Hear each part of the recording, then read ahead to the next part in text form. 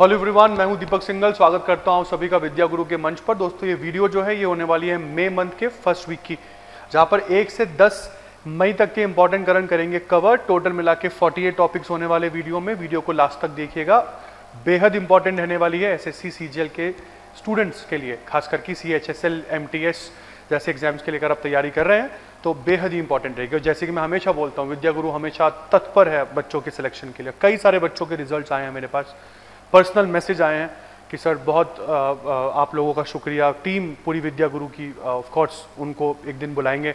हो सकता है एक छोटा सा पॉडकास्ट आपके सामने रखे कि बच्चे किस तरीके से प्रिपरेशन करते हैं, और आप लोगों के भी जो डाउट्स होंगे प्रिपरेशन के वक्त जो आप मेजरली फॉलो करते हैं, बिल्कुल 1-on-1 सेशन हम कोशिश करेंगे कि एक हम लोग यूट्यूब पर अपने सभी लिसनर्स के लिए रखें। तो without wasting much of a time आइए शुरुआत करते हैं। जैसे प्राइम मिनिस्टर नरेंद्र मोदी ने गंगा एक्सप्रेसवे जो है यूपी का, इन्होंने कर दिया इनॉग्रेट। 594 किलोमीटर का टोटल एक्सप्रेसवे है, 6 लेन का ग्रीनफील्ड कॉरिडोर है। आपको मेरठ से प्रयागराज लेके जाएगा, जो वैसे टारगेट मतलब इनका क्या है कि 12 घंटे की जर्नी होती है, उसको ये 6-7 घंटे में कवर करवा देंगे। इसके बाद यूनाइटेड अरब एमिरेट जो है वो ओपेक देशों से बाहर हुआ, ओपेक प्लस कंट्री से बाहर हुआ।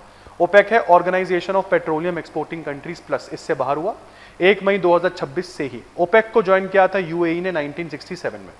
अच्छा, ओपेक से बाहर होने के बाद होगा क्या?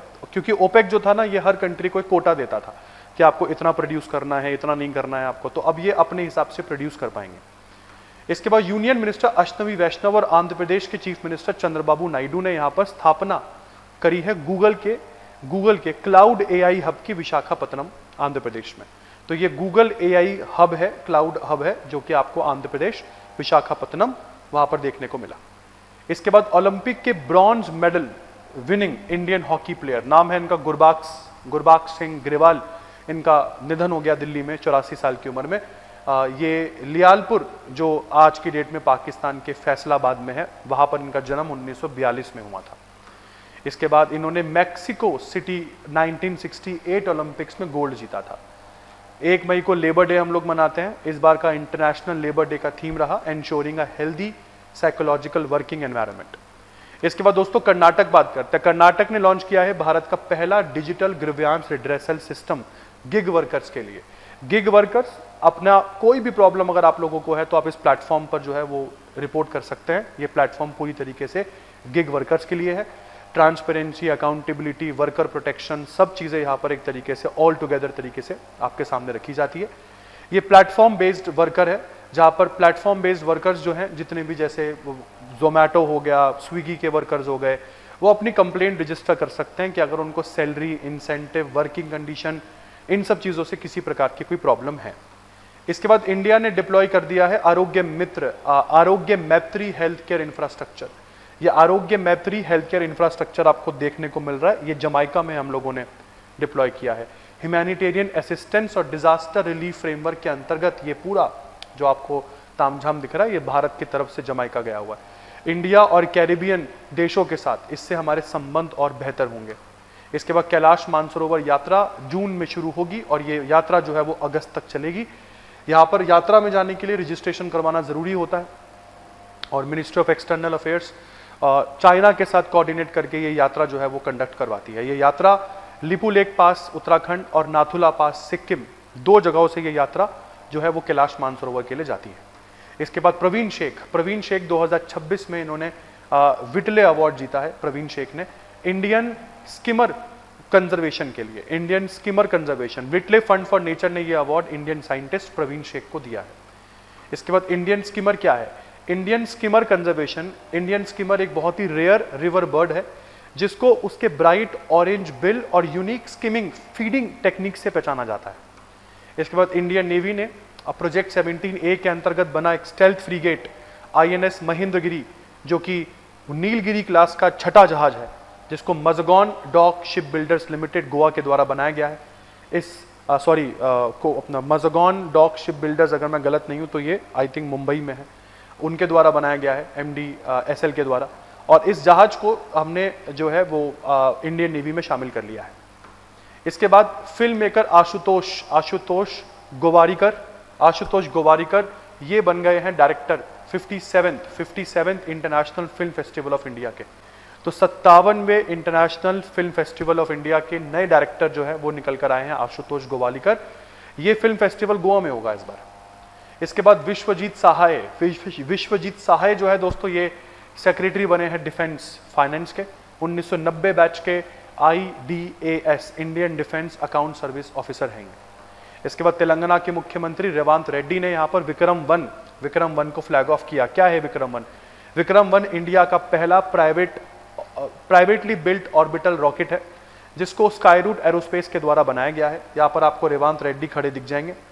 स्काईरूट एरोस्पेस के द्वारा बनाया गया ये रॉकेट इंडिया का पहला प्राइवेटली बिल्ट रॉकेट है। याद रखिएगा, इससे पहले ज्यादातर रॉकेट इसरो खुद डेवलप करता था। गुजरात का फाउंडेशन डे, गुजरात महाराष्ट्र का फाउंडेशन डे 1 मई को सेलिब्रेट हुआ। 1960 में यहाँ पर ये दोनों देश स्वराष्ट्र के जो पार्ट हुआ करते थे उससे अलग हुए।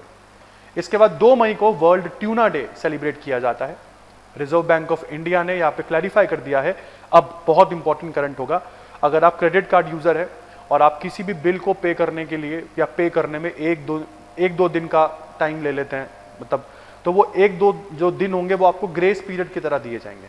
तो आपको 3 दिन का ग्रेस पीरियड दिया जाएगा अपने क्रेडिट कार्ड पेमेंट्स के लिए। इसका मतलब आपका ड्यू पेमेंट पास्ट ड्यू तभी होगा जब वो ड्यू डेट से 3 दिन बाद, या 3 जैसे मान लो 12 तारीख को बिल पे करना है आपको, तो अगर आप 15 तारीख तक भी बिल पे कर दोगे तो चलेगा। 15 के बाद अगर आप बिल पे करोगे तो फिर वो पास्ट ड्यू हो जाएगा वो बिल। इसके बाद national rifle association of India ने अपना 75th एनिवर्सरी डे सेलिब्रेट किया। ये डॉक्टर करनी Singh shooting range final hall Delhi में सेलिब्रेट हुआ। इसके साथ दोस्तों रोहित जैन आरबीआई के डिप्यूटी गवर्नर के रूप में अपॉइंट कर लिए गए हैं और 2 मई 2026 में इनका अपॉइंटमेंट जो है वो सक्सेसफुल हुआ। ये अपॉइंटमेंट आरबीआई एक्ट 1934 के सेक्शन 8 के अंतर्गत की गई है। मुझे आपको कमेंट सेक्शन में बताना है कि आरबीआई में कितने डिप्यूटी गवर्नर होते हैं। संजय मल्होत्रा जी के अलावा और कितने डिप्यूटी गवर्नर्स होते हैं? संजय मल्होत्रा तो गवर्नर हैं आरबीआई के। इसके बाद श्री अनुग्रह नारायण दास ये बने हैं controller general of defence accounts. Sir भी 1991 बैच के Indian defence account service officer है। इसके बाद justice Anupinder Singh Grewal retired justice हैं। इनको प्रेसिडेंट बना दिया गया है नेशनल कंपनी लॉ ट्रिब्यूनल का, NCLT कह सकते हो या NCLT कह सकते हो, नेशनल कंपनी लॉ ट्रिब्यूनल। इनकी अगर मैं आप बताऊं तो NCLT जो है उसमें जो भी इंसान प्रेसिडेंट बनता है तो या तो वो 67 साल की उम्र तक प्रेसिडेंट बनता है, नहीं तो 5 साल के लिए। इसमें से जो पहले हो जाए उसके बेसिस पर आप रिटायर हो जाते हो। इसके बाद इंडियन आर्मी का कंटिजेंट कंबोडिया गया। इंडिया और कंबोडिया के बीच में इस बार मिलिट्री एक्सरसाइज हुई जिसका नाम पड़ा सिनबैक्स 2। Next world press freedom day celebrate हुआ 3 मई को, और यहां पर अगर आप पता है आपको प्रेस इंडेक्स में वो मोदी जी का एक बड़ा इंपॉर्टेंट जो प्रॉब्लम है वो वायरल यहां पर हुआ। अगर मैं वर्ल्ड अपना वो प्रेस फ्रीडम इंडेक्स की बात करता हूं तो इंडिया का रैंकिंग जो है वर्ल्ड प्रेस फ्रीडम इंडेक्स में वो काफी बुरा है। 180 देशों में से 187 पर आते हैं हम लोग। जबकि अगर मैं नंबर 1 कंट्री की बात करूं तो नॉर्वे अपने आप को, मतलब नॉर्वे की प्रेस दुनिया की सबसे स्वतंत्र प्रेस मानी जाती है। तो वो ये जो नॉर्वे की हेल लियांग है, तो हेल लियांग ने पूछा था ना वो नरेंद्र मोदी से कि सर आप क्यों जो है वो दुनिया की सबसे स्वतंत्र प्रेस के क्वेश्चन आप क्यों आंसर नहीं करते हो।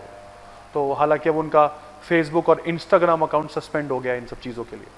आगे बढ़ते हैं दोस्तों। Ministry of statistics and programme implementation के द्वारा women and man in India 2025 report निकाली गई। यह रिपोर्ट इस बार की 27वीं रिपोर्ट है और इस रिपोर्ट ने बताया है कुछ इंपॉर्टेंट चीज़ें, जैसे sex ratio at birth Bharat में इंप्रूव हुआ है, 904 से बढ़कर 917 हो गया है। इन्फेंट मोर्टिलिटी रेट भी कम हुआ है।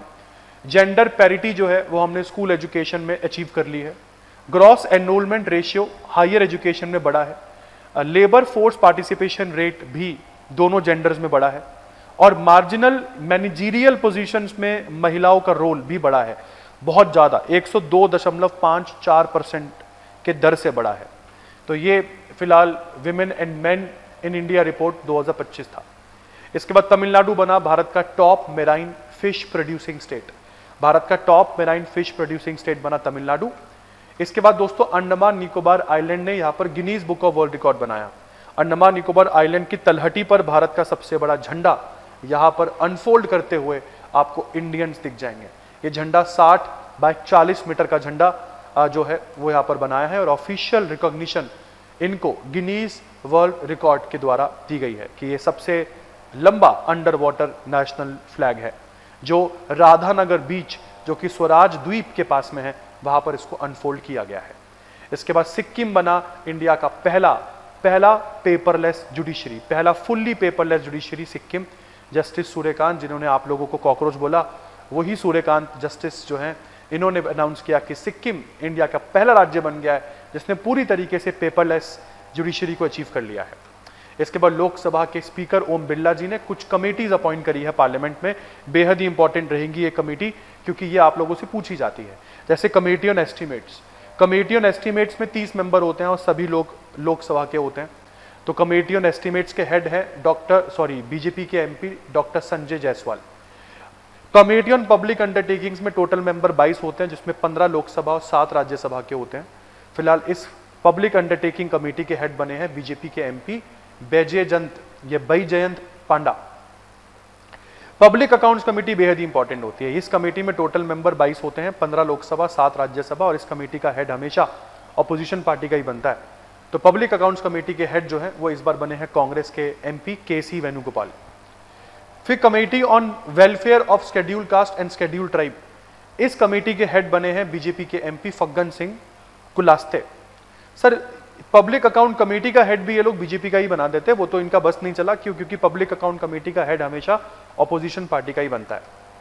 इसके बाद प्राइम मिनिस्टर नरेंद्र मोदी ने यहाँ पर डॉक्टर आर बालासुब्रमण्यम और डॉक्टर जोरम आनिया को फुल टाइम मेंबर बना दिया है नीति आयोग का। नीति आयोग में टोटल फुल टाइम मेंबर कितने होते हैं ये तो कहीं नहीं लिखा मिलेगा आपको, बट नीति आयोग में फुल टाइम मेंबर्स जो हैं वो प्लानिंग कमीशन से ज्यादा ही हो सकते हैं। फिलहाल अब total number of full time member जो नीति आयोग में है वो 7 हो चुके हैं इन दोनों के अपॉइंटमेंट के बाद। फिर मिजोरम ने यहाँ पर खुआरल जो है एक ऐप यहाँ पर जो है वो अनवील करी है। ये app real time disaster response जो है उसके बारे में आपको बताएगी। रियल टाइम में आपको डिजास्टर से संबंधित जो डेटा है अपडेट्स मिलेंगे। इस ऐप को डिजास्टर मैनेजमेंट एंड रिहेबिलिटेशन के द्वारा डेवलप किया गया है। इसके बाद बेटा थॉमस कप 2026 में दोनों ही मैचेस हारने के बाद भारत को ब्रॉन्ज मेडल से ही संतुष्ट होना पड़ा। थॉमस कप में हम फ्रांस के साथ सेमीफाइनल में 0-3 से हारे, जिसके बाद हमें केवल ब्रॉन्ज मेडल ही मिला। इस बार का थॉमस कप जो बैडमिंटन में होता है वो डेनमार्क के हॉर्सेंस में चल रहा था। आयुष शेट्टी साहब भी क्रिस्टो पोपोव से हार गए। किदाम्बी श्रीकांत भी एलेक्स लेनियर से हार गए। एच.एस. प्रणोय ये भी टोमा जूनियर पोपोव से हार गए, जिसके बाद इंडिया जो है पूरी तरीके से थॉमस कप से बाहर हो गया। हालांकि हम लोग ब्रॉन्ज लेकर संतुष्ट है। इसके बाद पद्मा डोरी इनिशिएटिव लॉन्च किया गया है। कहां पर? इस इनिशिएटिव को लॉन्च किया गया है ministry of development of north eastern region के अंदर। पद्मा डोरी एक क्रॉस रीजनल टेक्सटाइल क्लोथ है। इस पद्मा डोरी नामक क्लोथ को नॉर्थ ईस्ट इंडिया से आने वाले एरी सिल्क और मध्य प्रदेश से आने वाला चंदेरी, तो चंदेरी और एरी सिल्क दोनों को मिलाकर एक तरीके से वीव किया जाता है। इस प्रकार का कपड़ा पद्मा डोरी कहलाता है, जिससे इंडिया में क्रॉस रीजनल टेक्सटाइल इंटीग्रेशन होगा। तो बहुत बढ़िया इनिशिएटिव है भाई साहब, बहुत बढ़िया। इससे एटलीस्ट नॉर्थ ईस्ट इंडिया और मेनलैंड इंडिया के बीच में कनेक्टिविटी तो बेहतर है ही है, लोगों के दिल भी अच्छे से मिलेंगे। मिनिस्ट्री ऑफ हेल्थ और फैमिली वेलफेयर ने फायर सेफ्टी वीक लॉन्च किया जो 4 से 10 मई तक चला। इस फायर सेफ्टी वीक में की शुरुआत 4 तारीख को हुई, जिसमें प्लेज लिया गया पुण्य सलीला श्रीवास्तव के द्वारा जो यूनियन हेल्थ सेक्रेटरी है। इसके बाद हजारीबाग बना है बेटा भारत का पहला पर्ल फार्मिंग क्लस्टर। भारत का पहला पर्ल फार्मिंग क्लस्टर बना हजारीबाग, झारखंड। इसके बाद इंडियन जर्नलिस्ट ने यहां पर पुलित्जर प्राइज 2026 जीता। क्यों? क्योंकि हम लोगों ने एक रिपोर्ट तैयार करी थी साइबर फ्रॉड के ऊपर। यहां पर जो मैडम आपको दिख रही हैं वो है सुपर्णा शर्मा। तो सुपर्णा शर्मा और आर.के. आनंद ने यहां पर पुलित्जर प्राइज जीता क्योंकि इन्होंने एक रिपोर्ट पब्लिश करी थी एक प्रोजेक्ट के अंदर जिसका नाम था ट्रैप्ड। इन्होंने बताया कि किस तरीके से ये रिपोर्ट ब्लूमबर्ग में पब्लिश हुई थी। इन्होंने साइबर फ्रॉड और डिजिटल सर्वेलेंस के ऊपर ये रिपोर्ट तैयार करी और बोला कितना जरूरी है किसी भी कंट्री में साइबर इंफ्रास्ट्रक्चर का बेटर होना। इसके बाद रिनाउंड लिरिसिस्ट और कम्युनिकेशन एक्सपर्ट प्रसून जोशी, इनको चेयरमैन बना दिया गया है प्रसार भारती का। प्रसार भारती के नए चेयरमैन बन गए हैं प्रसून जोशी। प्रसून जोशी का कंट्रीब्यूशन है फिल्म्स में, एडवर्टाइजमेंट, लिटरेचर, पब्लिक कम्युनिकेशन, इन सब में। इसके बाद हिंदुस्तान एरोनॉटिक्स लिमिटेड, वही कंपनी जिस कंपनी के द्वारा तेजस और बाकी के डिफेंस इक्विपमेंट बनाए जाते हैं, उन्होंने श्री रवि कुमार या श्री रवि के को अपना 22nd चेयरमैन और मैनेजिंग डायरेक्टर चुन लिया है। श्री रवि जो है वो डीके सुनील के बाद, डॉक्टर डीके सुनील के बाद चेयरमैन बने हैं HAL के। इसके बाद बेटा वर्ल्ड प्रेस फ्रीडम इंडेक्स, इसी इंडेक्स के ऊपर बवाल छिड़ा इस बार के नॉर्वे में, क्योंकि इस प्रेस फ्रीडम इंडेक्स में नंबर 1 पर आपको नॉर्वे ही दिखा। नॉर्वे के बाद नेदरलैंड, एस्टोनिया, डेनमार्क, स्वीडन, सारी स्कैंडिनेवियन कंट्रीज आपको दिखी, जबकि भारत का स्थान 180 में से 157वें देश पर था। हमारे भारत में मीडिया को कई सारे नामों से पुकारा जाता है, गोदी मीडिया है ना, कि जो मीडिया है वो तो केवल पीएम की बात सुनती है, लीडिंग पार्टी की बात सुनती है, ऑपोजिशन को दबाती है। और सबसे गलत चीज मुझे भारत में लगती है वो क्या है कि अगर नॉर्वे में भारत के पीएम के साथ, क्योंकि ये केवल नॉर्वे की कहानी नहीं है ना, ये हर जगह होता है, जब भारत के प्रधानमंत्री के व्यक्तित्व के साथ कुछ इस तरीके से छेड़ता है कोई उन्हें, है ना, तो जिस तरीके से ऑपोजिशन पार्टी मजे लेती है ये सब चीजों की साथ मजा आ गया, आहा भारत में तो हम कर नहीं पाते हैं, बाहर आपने कर दिया, हमारा प्रधानमंत्री बेइज्जत कर दिया आपने। भाई वहां पर प्रधानमंत्री बेइज्जत नहीं हो रहा है, एक्चुअली में बेइज्जती पूरे देश की हो रही है वहां पर। मतलब आप किस प्रकार का देश पोर्ट्रे करते हैं, कंट्री को यूनाइटेडली आना चाहिए यहाँ पर। मैं कभी कभी उस चीज की मुझे बहुत कमी फील होती है भारत में, तो बहुत इंपॉर्टेंट है ये। इसके बाद आगे बढ़ते हैं, नेशनल स्टॉक एक्सचेंज जो है इंडिया ने, उन्होंने इलेक्ट्रॉनिक गोल्ड रिसिप्ट जो है वो लॉन्च कर दिया। इलेक्ट्रॉनिक गोल्ड रिसिप्ट क्या है? इससे गोल्ड ट्रेडिंग में ट्रांसपेरेंसी बढ़ेगी। इलेक्ट्रॉनिक गोल्ड रिसिप्ट बोलती है कि ये वो सिक्योरिटीज हैं जिसके लिए सेबी के पास फिजिकल गोल्ड उनके वॉल्ट में है, तो सेबी के वॉल्ट में फिजिकल गोल्ड पड़ा हुआ है, उस फिजिकल गोल्ड वो अपने गोल्ड पर आधारित सिक्योरिटी है जिसको ट्रेड कर सकते हो आप स्टॉक मार्केट में, सोना खरीद बेच सकते हो। अच्छा, इसमें जीएसटी आप लोगों से नहीं मांगा जाएगा, ये वाला सोना अगर आप खरीदोगे तो जीएसटी नहीं मांगा जाएगा, बट हाँ एक जाहिर सी बात है, जब आप इस गोल्ड को फिजिकल गोल्ड में कन्वर्ट करोगे, सिक्योरिटी वाले गोल्ड को फिजिकल गोल्ड में कन्वर्ट करोगे, तो उस समय आपको जीएसटी पे करना होगा। तो ईजीआर ट्रेडिंग में कोई भी जीएसटी अप्लाई नहीं होगा, ये केवल फिजिकल गोल्ड में जब आप कन्वर्ट करोगे तभी वहां पर जीएसटी पे करना होगा। इसके बाद यूनियन गवर्नमेंट ने साउथ कोस्ट रेलवे जोन एक नया रेलवे जोन अनाउंस कर दिया है, जिसका हेडक्वार्टर विशाखापत्तनम रखा गया है आंध्र प्रदेश में, और ये 1 जून 2026 से ये नया जोन ऑपरेशनल होगा।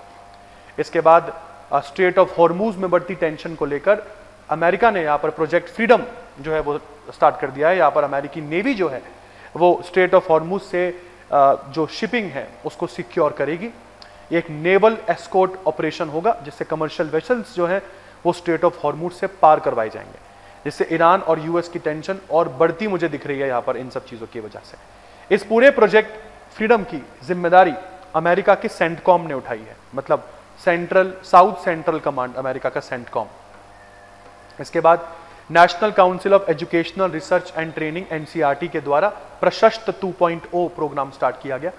इससे बच्चों में कुछ 21-22 प्रकार की डिसेबिलिटीज जो होती हैं उसको आप लोग प्री जज कर पाओगे। तो टीचर्स को सिखाया जाता है इसमें कि बच्चों में अगर कोई डिसेबिलिटी है तो उसको आइडेंटिफाई कैसे करें। तो टोटल 21-22 तरीके की डिसेबिलिटीज को आइडेंटिफाई करना इस पोर्टल पर जो सीबीएसई टीचर्स हैं उनको सिखाया जा रहा है, ताकि उन बच्चों पर ज्यादा ध्यान दिया जा सके। इसके बाद एक प्रपोजल दोस्तों पेंडिंग है, सुप्रीम कोर्ट में जजों की संख्या को बढ़ाने से संबंधित एक प्रपोजल पार्लियामेंट में पेंडिंग है, जिस प्रपोजल को कहा गया है कि सुप्रीम कोर्ट में एट प्रेजेंट जो जजों की संख्या है वो 33+1 है, मतलब 33 है अन्य जज, 1 है चीफ जस्टिस, जिसको बढ़ाकर 37+1 करने की बात हो रही है। तो मतलब सुप्रीम कोर्ट के टोटल जजेस को 34 से 38 करने की बात हो रही है। चीफ जस्टिस को अलग कर दिया जाए तो 33 से 37 करने की बात हो रही है, एक्सक्लूडिंग चीफ जस्टिस की बात कर रहे हैं। फिलहाल अभी ये बिल पास नहीं हुआ है, तो इसका मतलब पार्लियामेंट के पास दोस्तों ये शक्ति होती है कि जब भी सुप्रीम कोर्ट के जजों को बढ़ाना होता है, इसके लिए पार्लियामेंट को सुप्रीम कोर्ट नंबर ऑफ जजेस जो बिल होता है, एक्ट होता है, उस एक्ट में संशोधन करना पड़ता है। जैसे आखिरी समय इस एक्ट में संशोधन 2019 में किया गया था, जब सुप्रीम कोर्ट के जजों की संख्या को बढ़ाकर 31 से 34 कर दिया गया था। क्यों? अगर चीफ जस्टिस को मिला लिया जाए, अगर उनको हटा दिया जाए तो 30 से 33। अब फिलहाल प्रपोज है 37। सुप्रीम कोर्ट जब बना था तब सुप्रीम कोर्ट में 11 जज काम करते थे 1956 में, जिनकी संख्या बढ़ाकर 14 करी गई 1960 में, 18 की गई 1977 में, 26 की गई 1986 में, 2008 में बढ़ के 30 हुए, 19 में 34 हुए और 26 में अब 38 करने की बात हो रही है चीफ जस्टिस को मिलाकर। हटा दो तो एक एक कम कर लेना फिर। यूनियन कैबिनेट ने अप्रूव कर दिया है एक नया शिप रिपेयर फैसिलिटी बनकर तैयार होगा गुजरात के वादीनार में। 1570 करोड़ की लागत से ये पूरी की पूरी शिप रिपेयर फैसिलिटी यहां पर बनेगी। इसके बाद श्री शशि शेखर वेम्पति, इनको चेयरमैन अपॉइंट कर लिया गया है central board of film certification का। इस पद पर सर 3 साल तक बैठेंगे डेट ऑफ ज्वाइनिंग से। इसके बाद बैडमिंटन वर्ल्ड फेडरेशन के द्वारा आयोजित थॉमस कप और उबर कप फाइनल खत्म हुआ। दोनों फाइनल डेनमार्क में चल रहे थे, हॉर्सेंस में चल रहे थे। इस बार का थॉमस कप 34वां था और उबर कप 31वां था। थॉमस कप अगर मैं बात करता हूं तो पीपल रिपब्लिक ऑफ चाइना ने थॉमस कप जीता और उबर कप जीता है रिपब्लिक ऑफ कोरिया, मतलब साउथ कोरिया ने। हालांकि भारत, जैसे कि मैंने आपको बताया कि अपन तो बस थॉमस कप में ब्रॉन्ज के साथ ही संतुष्ट होना पड़ा। उबर कप में हमें कुछ भी नहीं मिला, ना गोल्ड, ना सिल्वर, ना ब्रॉन्ज। इसके बाद सोमा मंडल की बात करते हैं। इन्होंने जीता south Asia regional award Cambridge dedicated teachers award 2026। तो कैम्ब्रिज डेडिकेटेड टीचर्स अवार्ड मिला है इस बार भारत की सोमा मंडल को। क्यों मिला है? एनवायरमेंटल और क्लाइमेट चेंज से संबंधित जो मैडम ने शिक्षा दी है, उस शिक्षा की वजह से आपने इनको यह अवार्ड दिया है। इसके बाद इंडिया जो है वो दुनिया का टॉप रेमिटेंस रेसिपिएंट कंट्री रहा 2024 में। वर्ल्ड माइग्रेशन रिपोर्ट 2026 की जो आई है, इस रिपोर्ट ने बताया कि 2024 में भारत को मिलने वाला रेमिटेंस बिलियंस में है। 137 बिलियन यूएस डॉलर भारत को इससे ज्यादा रेमिटेंस मिला। मतलब एकमात्र देश है जिसको 100 बिलियन से ऊपर केवल रेमिटेंस का पैसा एक साल में आ जाता है। इसके बाद world red cross and red crescent day आप सेलिब्रेट करते हैं 8 मई को। और इसी के साथ मैं हूं दीपक सिंघल, ये है वीडियो का अंत। आई होप वीडियो आपको अच्छी लगी होगी। चैनल को सब्सक्राइब किए बिना, वीडियो को लाइक किए बिना मत जाइएगा दोस्तों। मिलते हैं बहुत ही जल्द नेक्स्ट वीक के साथ। तब तक अपना ध्यान रखिए, घर पर रहिए, सुरक्षित रहिए और पढ़ते रहिए।